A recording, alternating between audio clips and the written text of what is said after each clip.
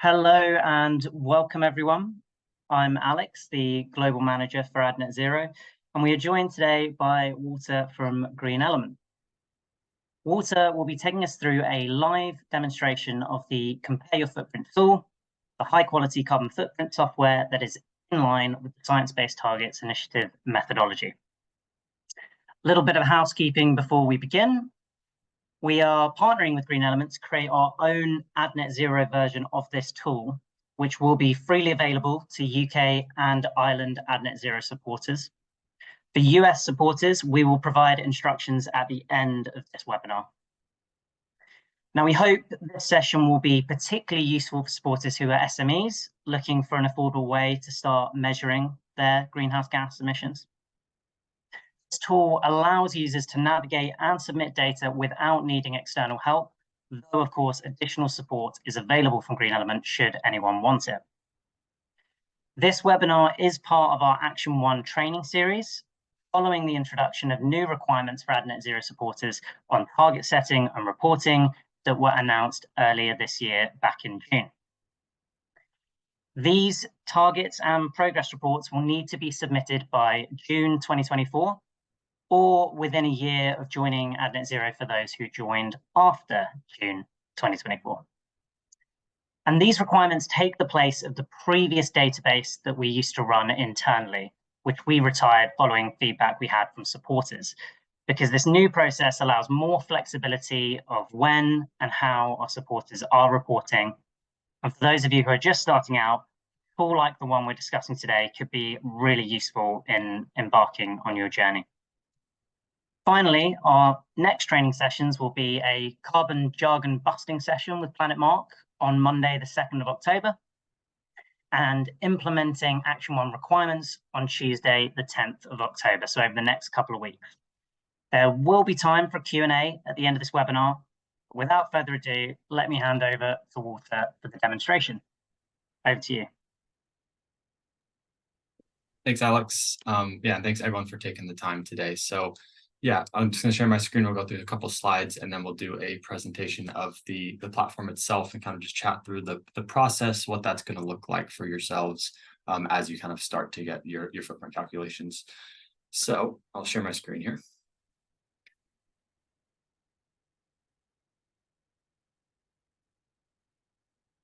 So yeah, just a bit about what we'll talk about today. Some of the benefits of carbon footprinting, both kind of internally and externally, and then more about the carbon footprint process. So how a footprint is measured, how using a software to do so can kind of make your lives a bit easier, how you can use then those results to identify your hotspots, take action, and then eventually post footprint calculations, what ultimately you want to do with the footprint that you've calculated. So how you kind of change your business activities and kind of take action to reduce your footprint calculated for years going forward. So that'll be the rough structure of the of today, and then we'll do some Q&A at the end if you have any questions about anything that we talk about. Cool. So some of the benefits of carbon footprinting and kind of measuring your emissions results. Here are a couple different a couple different things that kind of benefits for carbon footprinting. So up top, let's kind of start with what setting a baseline will allow you to do. So kind of the first step in understanding your organization's impact is to set a baseline to kind of you might know kind of your different activities within your operations and how kind of where you think your kind of emissions might be coming from, but actually going through the process, setting a baseline, seeing where your carbon hotspots are, will give you then the ability to set those targets, set those goals, see how you can reduce off of where your hotspots are and kind of track that progress year on year. So seeing how your previous years, the actions that you've taken have reduced your emissions for years going forward based off of that. There's also lots of benefits for kind of other than just kind of these ones here. So communicating this progress with key stakeholders. So whether that is the senior management team or investors or kind of employees or potential clients and partners, kind of communicating that you have taken action to kind of measure your emissions. You kind of have a trajectory, some targets, a strategy for how you're going to reduce those, and that you're kind of just taking environmental responsibility, kind of your environmental emissions responsibly, can be a really key communication piece to stakeholders, as well as, lots of regulation that is, has been kind of increasing in strictness and should be increasing in the future, kind of complying with those standards and regulations and being kind of ahead of the curve with kind of your emissions and what you're measuring, just to keep things kind of really easy and compliant with different standards and things that are coming out.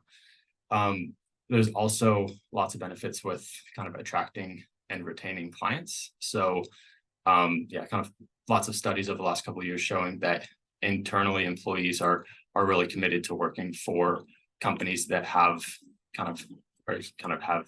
strong environmental strategies, and kind of helps with retention rate, as well as kind of bringing on new employees, helps you build a reputation with clients, with your employees, with stakeholders, and then as well as there's cost savings associated to kind of measuring your emissions and reducing off of those. So reducing the amount of energy, kind of putting energy efficient actions and things in place will not only be environmentally help you hit your targets, but also kind of help you keep costs down on electricity bills and things. So lots of different reasons to measure your footprint, along with the kind of obvious, right, that we are kind of in a climate crisis, and organizations need to kind of do their part to measure their emissions and reduce off of those and kind of act responsibly in that way. So now we're going to talk about the kind of how to measure a carbon footprint, what that process likely will look like for yourselves. So you probably have heard a bit about scope 1, scope 2, and scope 3, at least at some level, might have heard some of those terms thrown around. But where those come from is the greenhouse gas protocol. So greenhouse gas protocol is a kind of standard that defines is kind of the rule book for how companies should be calculating their emissions, and kind of what counts, what doesn't count, and how all that feeds together. So they break a company's emissions up into 3 scopes. So scope 1, scope 2, and scope 3. And basically kind of how those are broken apart is just, scope 1 are kind of your direct emissions. So things like on-site gas use or, fuel used in owned vehicles, and things like that. You kind of have direct control over. There's then, scope 2 is some indirect emissions that kind of mainly is for electricity. So kind of electricity used on your sites and things. And then scope 3 is everything else. So all of your things you're purchasing, your business travel, your kind of office space waste and water purchased and employee commuting and all of those sorts of things are all feeding into scope 3. And so generally scope 3 makes up the largest portion of a company's footprint. So the platform that I'll be showing you in a minute does kind of fully align with the greenhouse gas protocol, allows you to measure scope 1, scope 2, and scope 3. We'll be able to kind of get all your data entered in for those different scopes, and see your emissions broken down across them. So here's a little bit about scope 3 categories. So within scope 3, there are 15 different categories that cover kind of lots of different activities that your company might have. So purchase goods and services category 1, that's kind of all the things that you're purchasing. We then have capital goods and some well-to-tank pieces of electricity, but then other popular ones would be like your waste, your business travel, your employee commuting, and then kind of other things that may or may not be applicable depending on your specific kind of company structure and things. But kind of lots of different categories within scope 3 here that will have different pieces of data that you aim to collect, and kind of will feed in differently. So here is just a kind of high-level example of some of the types of data that you would be potentially looking to collect. So, if we break it down by your kind of office space, and then the things that you're buying, and then your travel and your kind of employee working habits and things, you'll see these are kind of some of the popular pieces of data that companies are looking to collect that will be feeding into their footprint. So, office space, electricity and gas use, as well as, water used and waste, kind of by the different waste streams, as well as things like refrigerants, topped up in AC units and things that are used throughout the year. So yeah, kind of emissions associated to kind of the actual office space, as well as anything that you're purchasing. So whether that's like paper and stationery, or office equipment like furniture, or desk chairs, or things like that. IT equipment or other electrical equipment, and then food and drink, or anything kind of digital network. So really anything that you're purchasing, and these would kind of flow into that scope 3 category 1, purchased goods and services. And then there's business travel. So kind of the emissions associated to your road, rail, air travel. So flights, trains, kind of expensed employee mileage, or kind of taxis and bus rides and things like that, as well as like hotel stays if anyone's staying overnight at hotels. And then employee working habits, so commuting and home working, as those are becoming more popular. Those are things that we would look to include in a footprint as well. So this is just a high level kind of overview of some of the types of data that you might be looking to collect. I'll go into more detail on kind of how you can have the resources within the platform to actually know specifically what to do for each of these different areas. But that's kind of roughly a lot of potentially what you'll be looking to collect. And your particular organization might have other aspects that aren't included here. But these are some popular ones that we do see across most companies. So I'll kind of exit this presentation and actually do a walkthrough of the platform now. So this is the Compare Your Footprint platform. This will be a bit of a different look than what you will see whenever the AdNet Zero white label is built. So it'll be very similar as far as the actual layout. So all of the kind of nuts and bolts of the platform, what the different buttons and things do is all going to be the same. It'll just have different branding, different colors and things. So this kind of run through here will still be applicable. It just might look a little bit different from your side whenever you are onboarded to the platform. So the basic idea is that, you'll be set up with an organization account here in the platform. So you'd have kind of your own space for your organization. You'll be able to add your own users internally. So whether that's just one person or kind of a handful of people that will be involved in the data collection and entry, you can do that within your organization's account that will be set up for you by the AdNet Zero team. So basic idea is to work your way down the left-hand side here. So we'll start off by adding in some organization details. This is primarily, your reporting year end, whether that's calendar or financial year. And then, adding facilities, your organization.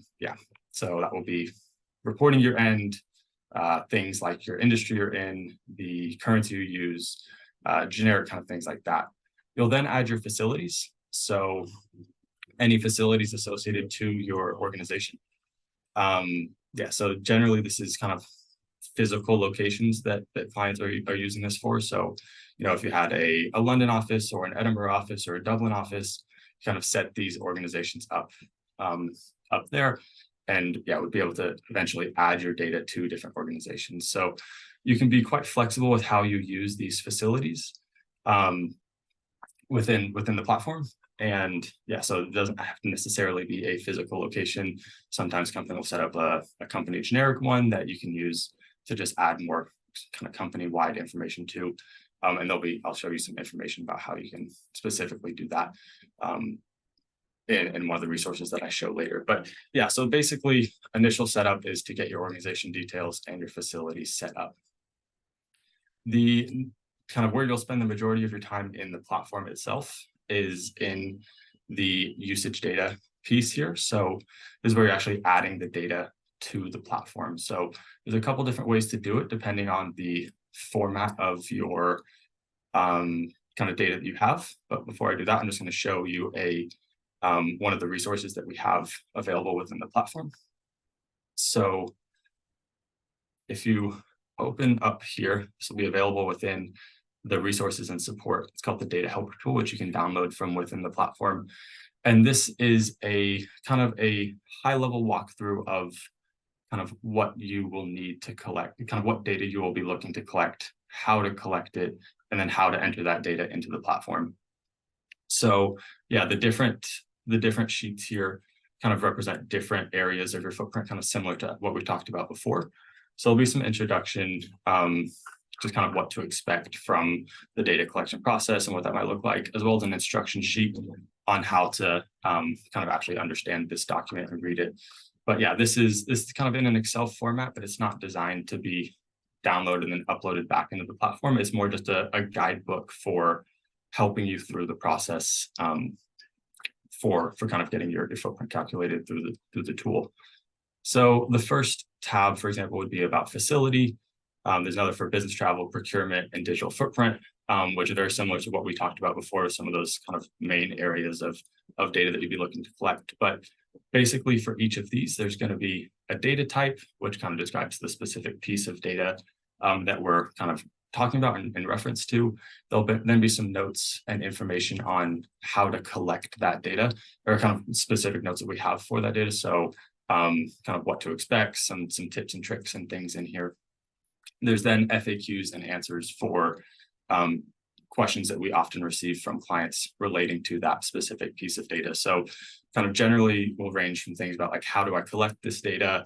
A couple of troubles that you might run into as you go to collect it. And then eventually, once you have it collected, there'll be specific information on how you enter this into the platform, with kind of specifically using the different options within the platform. They'll give you guidance on which of those to use. So yeah, one of the first steps that you can do whenever you kind of onboard onto the platform is download this data helper tool, or ask your one of the AdNet Zero team to kind of send you a specific version of it. And yeah, you kind of work your way through here, pick through what is applicable and what isn't applicable to your organization. So yeah, kind of your gas and refrigerant and electricity use and waste and water and things like that. And then, coming over to business travel, maybe you don't fly any, so this is not an applicable section, and you'd kind of come down to rail and road and things. So yeah, that's kind of one of the first things that you can do, is kind of just work your way through this tool. It's designed to help you, regardless of how much experience you have carbon footprinting or doing your company's carbon footprint before. Work your way through, understand what needs to be done, what needs to be collected, how you can collect that data in ideal formats, and then once it is collected, how you can enter it depending on what you were able to actually track down. So just jumping back to the platform here. So yeah, one of the first things you'll do is you'll download the tool for kind of understanding what those next steps are. But within the usage data page here, this is where you actually will eventually add your data to the platform. So you can do it in a couple different ways depending on the format. So there are some Excel templates that you can download and then upload back into the platform. We also have a manual add, which is a little bit more flexible and a little bit more popular for organizations to use. But yeah, so basically what this will have you do is select which of those facilities that you set up you're adding a piece of data for. It'll then have you select a date range for the piece of data that you're adding in. So if it was, for example, a calendar year 2022 piece of data, you just come in here and set it to calendar year 2022. And then you'd select a usage type. So this is the actual type of data that you're adding into the platform. This is also where you'll see lots of guidance from that data helper tool that I just showed, giving guidance on, based on the type of data that you're looking for, which of these usage types to select. So there'll be a drop down here with lots of different options for usage types. They won't all be applicable to your organization, but yeah, there'll be guidance in the data helper tool to help you kind of select which of these are best to use depending on the piece of data that you've collected and you're adding in. So how this would work would, yeah, once you select a usage type, so electricity, for example, it'll then show a variety of subtypes. So subtypes will be relating to a specific usage type. For electricity, you're primarily looking at location here. So if we're on the UK grid, select UK grid, and then would have you add in your kilowatt hours of electricity that you used and add that data. So once you click this add data button here, it would show up as this kind of 5,678 kilowatt hours of electricity for the Edinburgh office in 2022 would kind of show up in your list of data that you've added here in the past. And then what will eventually happen in the reports that I'll show you in a second is, yeah, that this kind of consumption here will be converted to carbon emissions, and then kind of assigned to the appropriate scope and show up in the report for you. So I'll show you what that output looks like.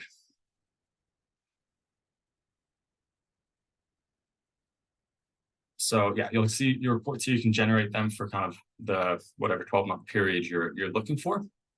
You'll then see a summary table up top. So once it loads up here in a second, yeah, which will show you your total emissions for the reporting period that you select, broken down into your scope 1, scope 2, scope 3, and then in total. This is all done automatically for you based off of the usage types and subtypes that were selected. So the platform knows which scope the kind of those emissions fall into, and that will all be able to be seen here.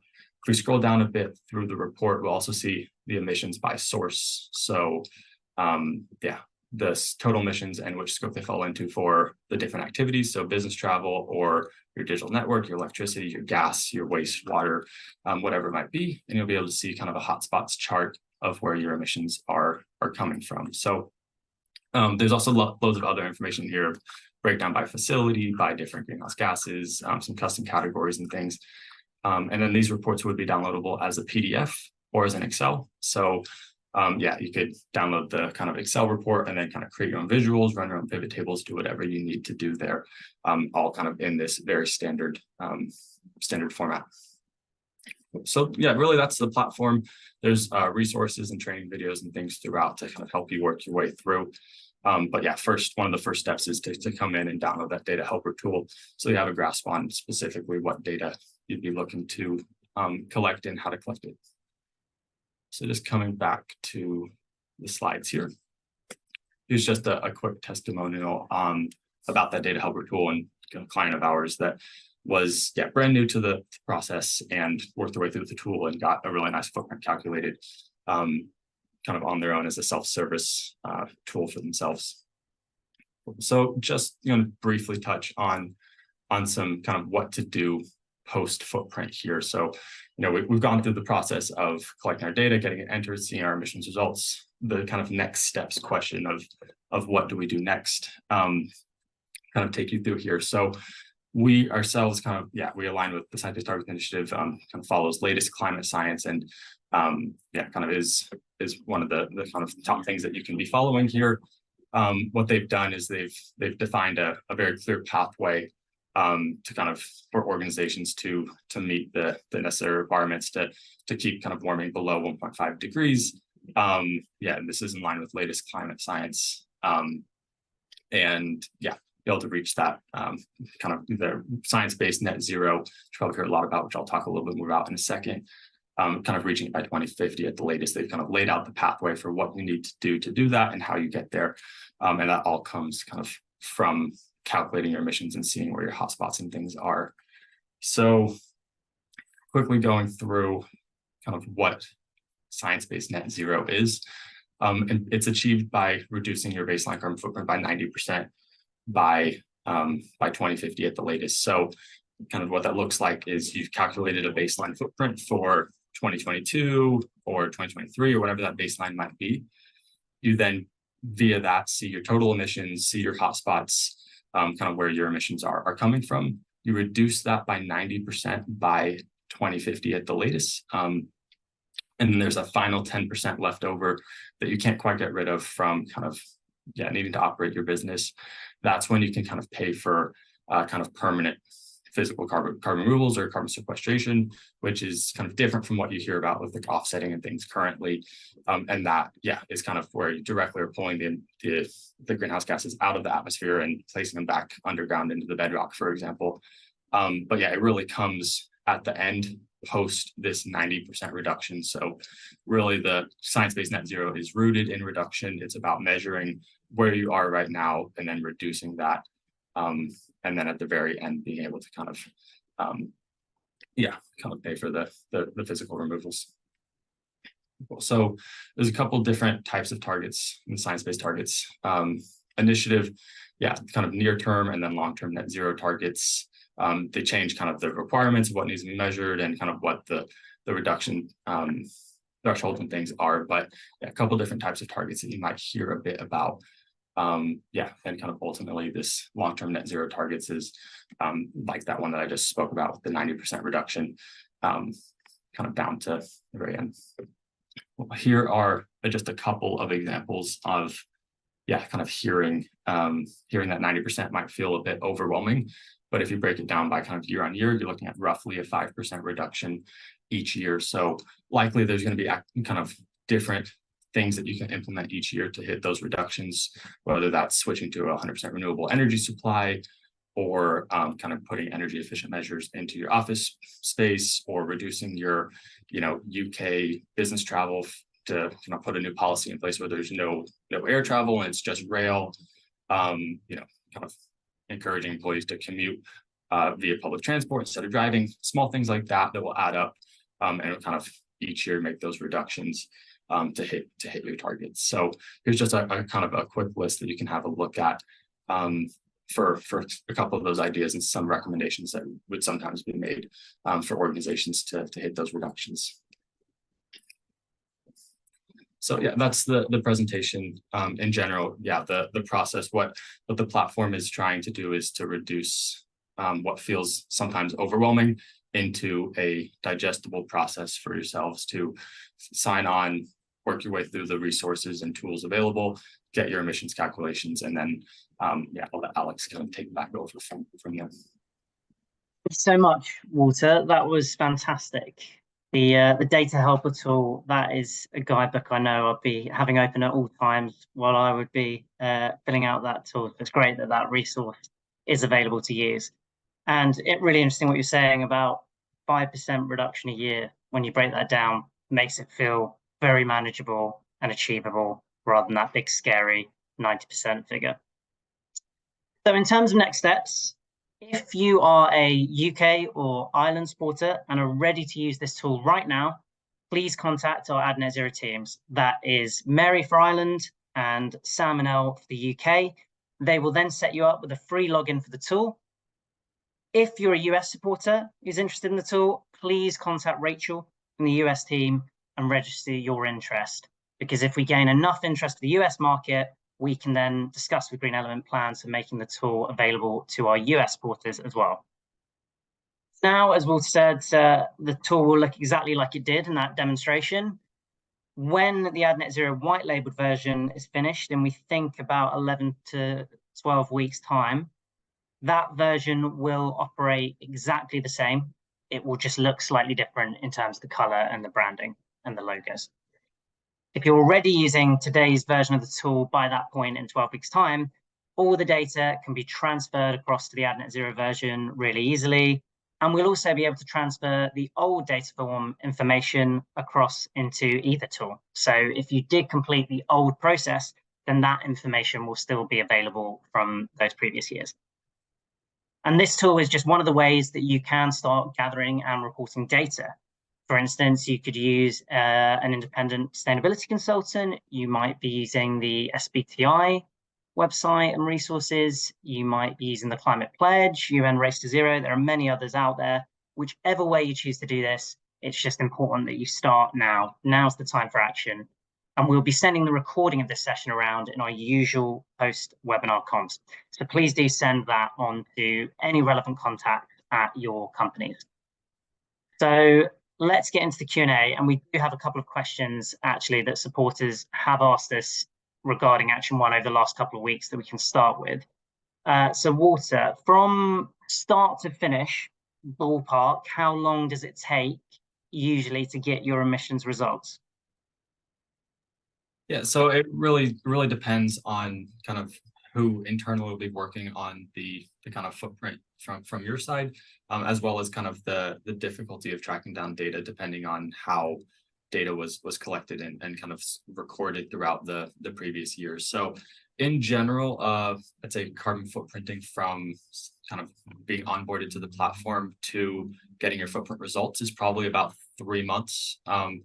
But that 2 to 3 months potentially. But that really the bulk of that time is the data collection for yourselves. So whenever you work your way through that data helper tool and are kind of contacting different members of your team, whether that's accounts or whoever is in charge of how business travel is logged, and or your property manager for your office space, kind of energy and things. Kind of response times and things, of course, vary there. So the bulk of the time will be in that data collection phase. The actual entry of your data into the platform could easily be done in, depending on the size of your company, of course, could probably be done in a couple days or a week, giving a few hours a day to getting some data uploaded. So it really depends on the resource that you have internally to collect the data, how responsive different members of departments of your team or external teams are. But yeah, I'd say roughly probably 2 to 3 months on average. Okay, great. So it's just about making sure you put the hours in aside to start that process. Yeah, exactly. And yeah, we've tried to kind of keep the most clients that we work with, and SMEs, and probably don't have a dedicated sustainability manager. It's usually people doing their normal jobs with kind of piecing a bit of this in as well, kind of throughout the week. So yeah, a few hours a week of sending some emails off and getting some data collected and things does work well. Cool, excellent, thank you. So we've got some great questions coming in now. One that I can take on who the platform is available for. So it's completely free at the moment, ready to go for UK and Ireland supporters, where we know we had the interest. For Australia, New Zealand, New Zealand, we have AdNet Zero New Zealand. We know through our discussions with them, they've got a different tool that they're working on called Toy2. That they're focusing on for their supporters, which is a New Zealand government initiative. Australia, we're still having conversations with about setting AdNet Zero up there. We will have more information hopefully in the next few months. Conversations are going well there. It's just not yet live. US supporters, register your interest and we can open it up there. So the main takeaway, I guess, is in markets that aren't Ireland and UK that we have AdNet Zero in, if the interest is there, we can look at how we bring that in and how we fund that from our resources. So please do just register your interest with your local AdNet Zero team. Another question, this one for you, Mike, Walter, from Michael. How do businesses calculate their electricity consumption for their employees that work remotely? So in the hybrid working post-COVID world, how does that happen? Yeah, so the working from home emissions is, of course, been a very popular conversation and question that we've received over the last 3 years. So how we approach that is, we've done a lot of research ourselves in 2021 and kind of back end of 2020 around kind of creating kind of emissions factors and understanding what the emissions associated with clients working from home or kind of employees working from home and kind of depending on kind of what their setup and things look like. So we had we put this research together, and we're sending out some surveys and things, and we compiled all of that data into averages for employees based off the amount of time that they're working from home, what their setups look like, if they have their heating on, if they kind of just have the heating on in the winter and they're cooling on in the summer, or if they just kind of don't heat and kind of cool the house and things. And that's kind of done on a amount of time that employees are spent at home basis. So part of the data helper tool, one of the sections in there is working from home. There will be specific guidance on what data you need to collect from your employees. And it basically is how much time are they spending on average working from home each week. And that has been, there's averages for you to use within the platform based off of that. And that will account for, the energy and things associated with your employees kind of charging laptops and keeping the lights on and things while they're working for the company while at home. Oh, fantastic. So that's excellent. That can be included as well, because we know for a lot of supporters, that is the new kind of working reality, isn't it? Yeah, absolutely. And that's, almost every company that we work with, have a home working aspect. So we have a good solution for that in the platform. Great. Question here from Tim. Hi, Tim. What advice can you give us about how to categorize things like rent, rates, research projects, marketing spend, management consultancy fees? How do you categorize the emissions that arise from things like that? Yeah, so there's kind of different levels of data quality that we'll be looking for. Again, in the data helper tool, it is described for each kind of type of data, some different hierarchies of data that you can get, and all of which will kind of improve quality. So in general, we try to move away from a spend for certain pieces of data and get the actual consumption. So if that's kilowatt hours of electricity or number of laptops purchased for employees and things like that, rather than the amount spent on those, it'll improve the accuracy of the footprint. It'll also give you more information to make reductions in years going forward. Reducing the kilowatt hours that you're using rather than just reducing the amount that you're spending on electricity, which may or may not be possible. So in general, we try to kind of move away from spend and towards activity data.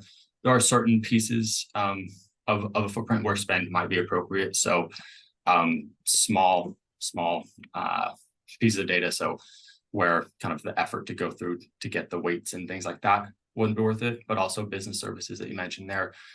Sometimes it's very difficult to get emissions associated to your suppliers' kind of services that they're providing you. So there is, again, guidance in the data helper tool on what potentially you could ask them for as far as apportioning their emissions to you based off of the percentage of your revenue of their revenue that you make up. But sometimes that is done as a spend.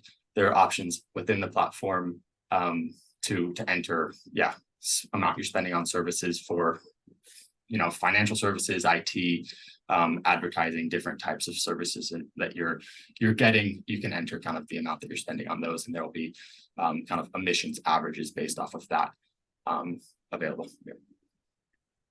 Great, thanks, Walter. And I guess one that's tied to that is, in year one, say you're not perfect at putting all the information in, and you do make a mistake or you don't get everything in there. Is that okay? What happens then?